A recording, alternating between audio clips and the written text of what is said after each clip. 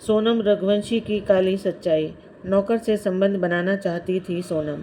राजा रघुवंशी और सोनम रघुवंशी, यह वह दो नाम हैं जिनकी कहानी ने पूरे भारत को यह सोचने पर मजबूर कर दिया है कि क्या अब भी इंसानों में इंसानियत जिंदा है या नहीं। आखिर किस पर विश्वास किया जाए। सोनम ने जो किया उसका सच तो धीरे धीरे खुल रहा है, पर कुछ सच ऐसे भी होते हैं जिन्हें छुपाया जाता है, पर सच तो आखिर सच है, वह सामने आ ही जाता है। ऐसा ही एक सच हम आपके सामने रखने वाले हैं कि आखिर उस रात होटल के कमरे में राजा ने ऐसा क्या देख लिया था जिसकी भनक सोनम को भी हो गई, और जिसके बाद इतनी बड़ी घटना को सोनम ने अंजाम दे डाला। आइए जानते हैं उस रात का पूरा सच। 9 जून 2025, रात 1:07, वाराणसी गाजीपुर हाईवे। ढाबे के चारों ओर नीम की छांव में उजाले और अंधेरे की लड़ाई चल रही थी। एक और स्टील के गिलास में छलकती चाय की भाप थी, और दूसरी ओर वह लड़की, उसके चेहरे पर धूल और खून के धब्बे थे। आंखों में जैसे हजार तूफान थमे हुए हों, बाल बेतरतीब, होठ सूखे और कपड़े जैसे किसी हादसे से बचकर आई हो। साहिल यादव, जो ढाबे का मालिक था, खुद चौंक गया। इतनी रात में कोई लड़की अकेली इस हाल में। भाई, एक फ़ोन, बस एक कॉल। लड़की की आवाज़ कांप रही थी, जैसे किसी ने उसकी सांसें भी चुरा ली हों। साहिल ने बिना पूछे मोबाइल आगे बढ़ा दिया। लड़की ने कांपते हाथों से फ़ोन लिया और एक नंबर डायल किया। भाई, मैं सोनम बोल रही हूँ। फ़ोन पर सन्नाटा छा गया। फिर दूसरी तरफ से सिर्फ एक चीख सुनाई दी, सोनम, तू जिंदा है। यह वही सोनम रघुवंशी थी जिसके नाम पर पिछले 15 दिन से पुलिस, मीडिया और पूरा शहर पागल हो रहा था, जिसकी शादी को महज 12 दिन हुए थे और जिसके पति का शरीर 2 जून को मेघालय की खाई में मिला था। साहिल ने इशारे से अपने एक लड़के को बाइक पर पुलिस चौकी भेजा। किसी बड़ी मुसीबत की आहट है, उसने मन ही मन कहा। 15 मिनट बाद ही पुलिस जीप वहां पहुंची। दरोगा जगदीश पटेल ने आते ही लड़की को देखा और एक झटके में पहचान लिया। यह वही लड़की है, सोनम रघुवंशी। तो मेघालय से यहाँ तक कैसे पहुंची? दरोगा ने पूछा। सोनम ने धीरे से कहा, मैं भागी नहीं थी, मुझे भगाया गया और फिर छोड़ दिया गया। किसने? उसने सिर्फ एक नाम लिया, आकाश। अब यह केस और गहरा हो गया था। पुलिस ने तुरंत ही गाजीपुर के एसपी को रिपोर्ट भेजी। कुछ घंटों में मामला मेघालय पुलिस के हाथ में था। सुबह 5 बजे गाजीपुर थाने में पूछताछ। सोनम चुप बैठी थी। उसकी आंखों में डर नहीं था, बस एक अजीब सी ठंडी नजाकत, जैसे उसे पता हो कि अब जो होना है वह पहले से तय है। तुम्हारे पति की लाश मिली है और तुम्हारा नाम इस कत्ल में शामिल है। तो सोनम ने पहली बार सीधे देखा। तुम कह रही हो कि आकाश ने तुम्हें भगाया, लेकिन सबूत कुछ और कह रहे हैं। सोनम हंसी, धीमी, तीखी और बर्फ की तरह सर्द। आपको जो समझना है समझिए, पर सच्चाई वही है जो मैं बताऊंगी। उधर मेघालय पुलिस ने आकाश, विशाल, आनंद और राज कुशवाहा को पकड़ लिया था, मगर राज कुशवाहा खामोश था। उसने एक भी शब्द नहीं बोला। पूछताछ के दौरान विशाल ने एक बात कही जो सबको झकझोर गई। हमें लगा सोनम मारी गई है, इसलिए हमने उसे रास्ते से हटा दिया, लेकिन फिर वह खुद भाग गई। मतलब हम में से किसी ने उसे नहीं भगाया, वह खुद चली गई। अब सवाल यह था, सोनम आखिर भागी क्यों? और अगर वह इस पूरी साजिश की मास्टरमाइंड थी, तो क्या खुद शिकार बन गई थी? 5:30 सुबह पुलिस ने सोनम का मोबाइल जब्त किया। एक चैट में लिखा था, 23 मई 5:17 शाम, लोकेशन भेज रही हूँ।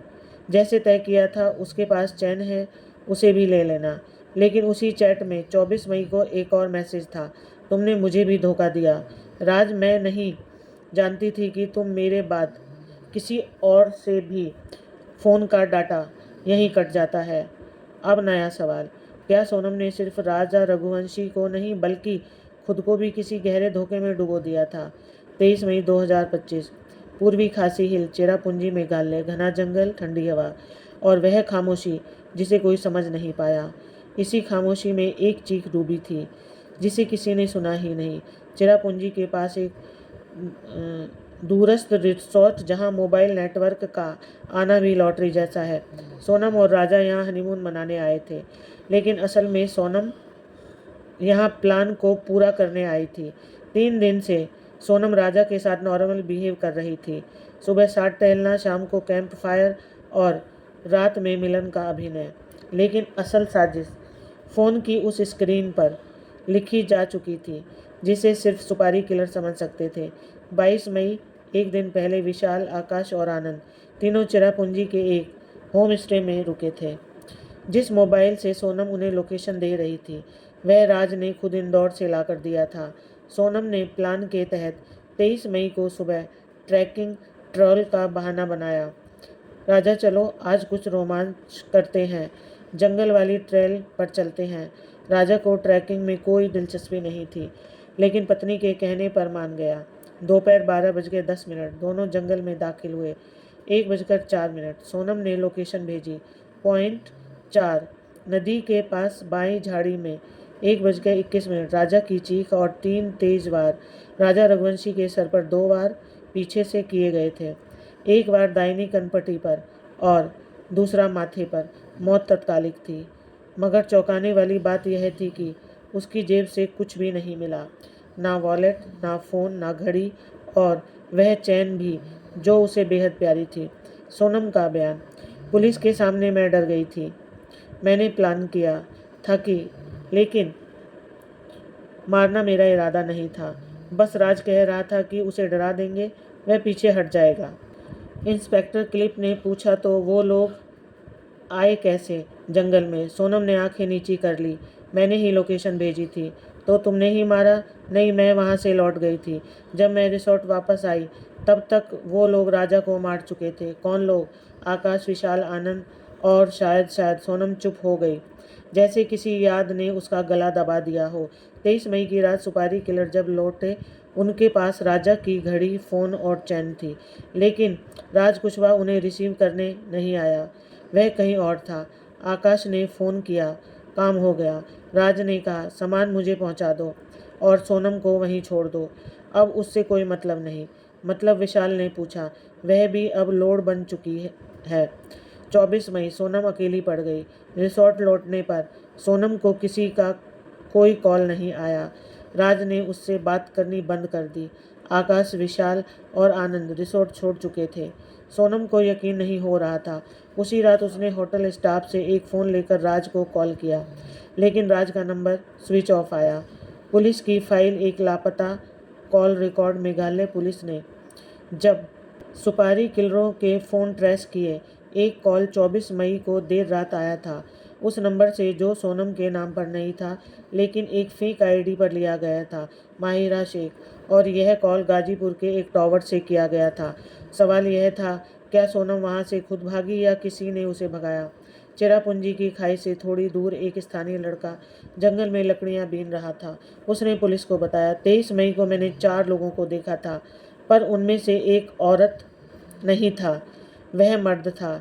लेकिन उसकी चाल कुछ जानी पहचानी सी लगी, जैसे कोई और बनकर आया हो।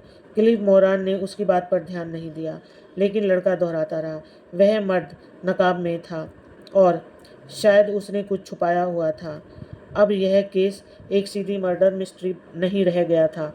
अब इसमें एक और चेहरा है, छठवां चेहरा। इंदौर, अक्टूबर 2024। रामनवमी का मेला, लाइट्स, लाउडस्कर और चूरमा के स्टॉल के बीच सोनम रघुवंशी पहली बार मिली। राज कुशवाहा से वो उनके फर्म में नया नया मैनेजर बना था, सलीकेदार, बातों का धनी और लोगों को पढ़ने में माहिर। सोनम को पहली नज़र में राज कुछ अलग लगा था। शायद उसकी आंखें जो हर किसी को गौर से देखती थी, या फिर वह मुस्कान जो सच्ची लगती थी। मगर बाद में समझ आया, वह सबसे बड़ा झूठ था। पिता के कारोबार में हाथ बटाते बटाते सोनम धीरे धीरे राज के करीब आने लगी। वही राज, उसने इस रिश्ते को इमोशनल इन्वेस्टमेंट की तरह लिया। राज कुशवाहा कौन था? असल में बाहर से पढ़ा लिखा, भरोसेमंद और सदा हुआ, लेकिन अंदर से एक चालबाज, गिन गिन कर कदम रखने वाला आदमी। वह जानता था कि सोनम रघुवंशी सिर्फ एक लड़की नहीं, एक दरवाज़ा है। उसके बाप के करोड़ों की कंपनी का। राज ने अपनी चाल चलनी शुरू की, धीमे, बिना जल्दबाजी के। पहले दोस्ती, फिर भावनात्मक सहारा और फिर प्यार। सोनम को लगा उसने अपना हमसफर पा लिया, लेकिन राज के लिए वो सिर्फ एक मोहरा थी, एक प्लान का हिस्सा। फरवरी 2025 जब रिश्ता तय हुआ, सोनम ने जब सुना कि उसकी शादी राजा रघुवंशी से तय कर दी गई है, तो उसके पैरों तले ज़मीन खिसक गई। उसने राज को कॉल किया। मैं क्या करूं? पापा ने मना नहीं किया तो सब खत्म हो जाएगा। राज ने गहरी सांस ली। शादी कर लो, फिर रास्ता हम निकाल लेंगे। मतलब राजा रहेगा ही नहीं। शादी कर लो, पर हमेशा की नहीं होगी। यह है शादी। यही पहली बार सोनम के सामने मौत का प्रस्ताव आया। सोनम की उलझन, प्यार या पाप। शादी के दिन तक सोनम खुद को समझाती रही कि शायद राज मजाक कर रहा है, शायद वह कुछ और सोच लेगा। लेकिन राज हर फोन पर सिर्फ एक ही बात करता, राजा को हटाना जरूरी है। अगर वह रहा तो मैं नहीं रह पाऊंगा। तुम्हारे साथ शादी हो गई और हनीमून की जगह चुनने का मौका आया। राज ने कहा, चेरापूंजी परफेक्ट जगह है, वहाँ एक्सीडेंट का शक किसी को नहीं होगा। राज कुशवाहा के पास काम के लोग थे। विशाल, पुराना कॉलेज फ्रेंड, एक बार चोरी के केस में पकड़ा जा चुका था। आकाश, छोटा मोटा गुंडा लेकिन वफादार। आनंद, ड्राइवर लेकिन दारू और पैसे का भूखा। इन तीनों को मिला 5,000 और एक नया मोबाइल। काम, राजा रघुवंशी को ऐसे मारना कि लगे वह गिरा और मर गया। सोनम के मन में शंका की पहली चिंगारी। 20 मई को फ्लाइट में बैठते वक्त राजा ने सोनम की तरफ देखा और मुस्कुराया। अजीब है ना, मैं मेघालय आ गया और तुमने मुझे लाया। उसकी वह मासूम मुस्कान सोनम को एक पल के लिए डिगा गई। उसने चाहा सब रोक दे, लेकिन फ़ोन में राज का मैसेज था, प्लान इन करो, टाइम कम है। तो राजा ने ट्रैकिंग ट्रेल पर चलते वक्त सोनम से कहा, शादी के बाद लग रहा है तुझे खो बैठा हूँ। तू कहीं और तो नहीं जा रही ना? सोनम सोनम का गला सूख गया। लेकिन अगले ही मोड़ पर जब सोनम राजा को यहाँ रुक कहकर पानी लेने के बहाने हटी, उसी समय पीछे से पहला वार हुआ। जब पुलिस ने सोनम के फ़ोन से डिलीट चैट रिकवर की तो उसमें एक चैट चौंकाने वाली थी। 6 मई, राज, शादी हो जाने दे, फिर हम दोनों भी नहीं रहेंगे यहाँ, तुझे दुबई लेकर जाऊँगा।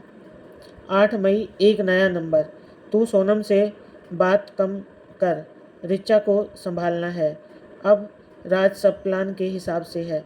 एक एक कार्ड खेलना आता है मुझे। रिचा कौन थी? क्या राज सिर्फ सोनम के साथ खेल रहा था? गाजीपुर थाने में बैठी सोनम आमने सामने वो चैट देख रही थी। वह फटी फटी आंखों से देखती रही। जिस आदमी के लिए उसने सब कुछ दांव पर लगा दिया, वो उसका भी इस्तेमाल कर गया। दरोगा ने पूछा, अब बोलो सोनम, तुम कातिल हो या शिकार? सोनम ने जवाब नहीं दिया। उसने बस एक सवाल पूछा, अगर प्यार भी इस्तेमाल हो जाए तो क्या वह भी जुर्म होता है? 11 मई 2025, इंदौर, रघुवंशी परिवार का बंगला। दोपहर के 3 बजे हल्दी की रस्म खत्म हुई। शाम होते होते दूल्हा राजा रघुवंशी शेरवानी पहनकर मंडप में बैठ चुका था। सोनम लाल जोड़े में सजी उस दिन दुनिया की सबसे खूबसूरत दुल्हन लग रही थी। लेकिन अगर कोई उसकी आंखें ध्यान से देखता तो वहाँ चमक नहीं, साजिश की छाया दिखती। राजा ने जब सोनम की मांग में सिंदूर डाला, वहाँ से मौत की उल्टी गिनती शुरू हो चुकी थी। फेरे होते वक्त पंडित हर फेरे के साथ वचन पढ़ रहे थे। पहला वचन धर्म का पालन, दूसरा वचन साथ निभाने का, तीसरा निष्ठा का। सोनम हर वचन के साथ सिर झुका रही थी, पर हर हाँ के पीछे एक ना छिपा था। उसी समय रिसेप्शन के भीड़ में एक चेहरा छिपकर देख रहा था, राज कुशवाहा। उसने दूर से ही सोनम को व्हाट्सएप पर एक मैसेज भेजा, बस 12 दिन, फिर सब खत्म, स्टे फोकस्ड। शादी के बाद की पहली रात। राजा जो बेहद खुश था, उसने सोनम को झिझकते हुए कहा, तूने तो मुझे सपने जैसा तोहफा दिया। नहीं सोचा था कि मेरी किस्मत इतनी खूबसूरत हो सकती है। सोनम मुस्कुराई, लेकिन वो मुस्कान 100% नकली। उसी रात सोनम ने हनीमून की बात छेड़ी। मैंने मेघालय की टिकट बुक की है, 20 तारीख को फ़्लाइट है। राजा चौंका, इतनी दूर? हम तो शिमला या गोवा की सोच रहे थे। मेघालय सबसे अलग है, सोनम ने जवाब दिया। वहाँ कम लोग जाते हैं, शांति है। राजा के परिवार को सोनम बहुत पसंद आने लगी थी। वह सबके साथ घुल मिल रही थी। लेकिन इसी बीच हर रात वो राज कुशवाहा से चुपचाप चैट करती। राज मैसेज करता, आकाश और विशाल निकल चुके हैं, 17 तारीख तक मेघालय पहुंच जाएंगे।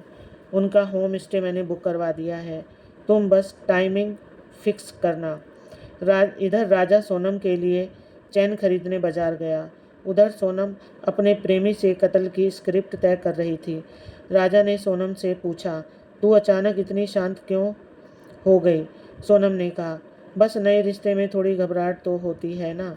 राजा ने उसका हाथ थामा। डर मत। यही वो लम्हा था जिसने सोनम को तोड़ दिया, मगर सिर्फ कुछ पलों के लिए। राज कुशवाहा ने एक नया मैसेज भेजा, याद रखो वापस रास्ता नहीं होगा। गुवाहाटी की फ़्लाइट में बैठते वक्त सोनम के मोबाइल में लोकेशन ऑन था। सुपारी किलर पहले से वहां पहुंच चुके थे।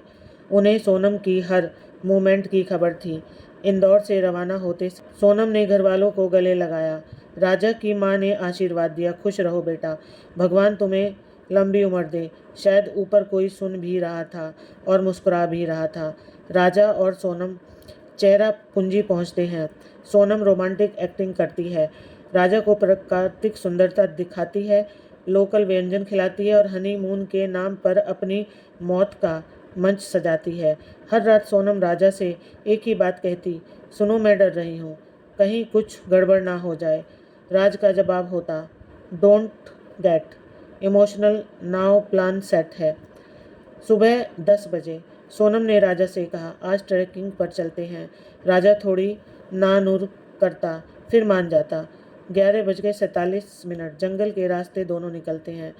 12:30 सोनम एक लोकेशन भेजती है। 1:04 एक बार फिर दूसरा।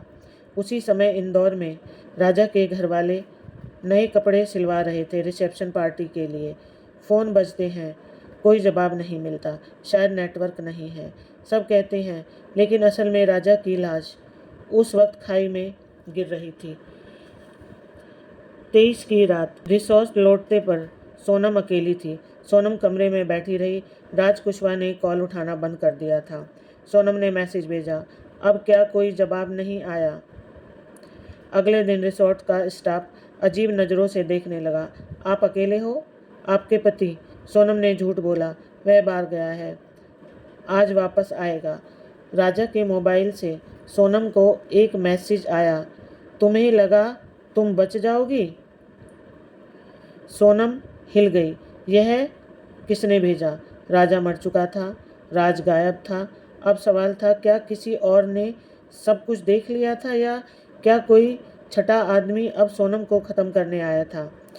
यही वो वक्त था जब सोनम ने मेघालय से गाजीपुर तक का सफ़र शुरू किया, अकेले डर के साथ और शायद पछतावे के साथ। लेकिन अभी जवाब अधूरे थे। 17 मई 2025 इंदौर से एक कॉल आई, काम पक्का है। राज कुशवाहा की आवाज़ शांत मगर सख्त थी। फ़ोन के दूसरी तरफ विशाल चौहान बैठा था, जिसके चेहरे पर इस वक्त हिचक नहीं, सिर्फ रुपए का लालच था। सुन, 50,000 कैश, ऊपर से मोबाइल और लड़की की तरफ से पूरा सपोर्ट। जगह मेघालय, राजा रघुवंशी नाम है, एक्सीडेंट जैसा लगना चाहिए। विशाल ने फ़ोन काटा और आकाश व आनंद को देखा। खेल शुरू होने वाला था। तीनों की पहचान, हत्यारे या मोहरे। विशाल चौहान एक बेरोजगार इंजीनियर जो अपने दोस्त राज से हमेशा मदद मांगता रहा। आकाश राजपूत गैरेज में काम करता था, लेकिन रात में जुए और स्मगलिंग से पैसा कमाने का चस्का। आनंद मिश्रा ड्राइवर, शराबी और मौके का शिकार। एक बार पुलिस केस से बचाने में राज ने उसकी मदद की थी। तीनों एक दूसरे को कॉलेज से जानते थे, लेकिन उन्हें यह नहीं पता था कि इस बार वे एक ऐसे खेल का हिस्सा बनने जा रहे हैं जिसमें मौत सिर्फ एक टारगेट नहीं, एक चुपचाप चलती चाल थी। 17 मई की रात रवाना होने से पहले राज ने इंदौर के बाहरी इलाके में एक पुराना मोबाइल थमाया, जिसमें पहले से ही सिर्फ सोनम का नंबर सेव था, दीदी के नाम से। जब वो लोकेशन भेजे, सीधा वहीं जाना। मारने के बाद जो भी उसके पास हो, घड़ी, चैन, वॉलेट, सब मेरे पास पहुंचा देना। और लाश, राज ने कहा, सुनसान जगह है, खाई में फेंक दो। पुलिस को लगेगा ट्रैकिंग करते वक्त गिर गया। सोनम ने राजा को रास्ते से हटा दिया, पर सवाल यह है कि आखिर उसने ऐसा क्यों किया। अगर उसे राजा के साथ नहीं रहना था तो वह तलाक ले लेती या फिर शादी ही ना करती। ऐसा भी हो सकता है कि राजा ने उसे और राज को संदिग्ध हालत में देख लिया हो और इसी बात को छुपाने के लिए उसने ऐसा कदम उठाया हो। खैर, सवाल तो बहुत हैं, पर जवाब मिलने अभी बाकी हैं। आपकी क्या राय है, कमेंट बॉक्स में ज़रूर बताएं। क्या राजा को न्याय मिलेगा?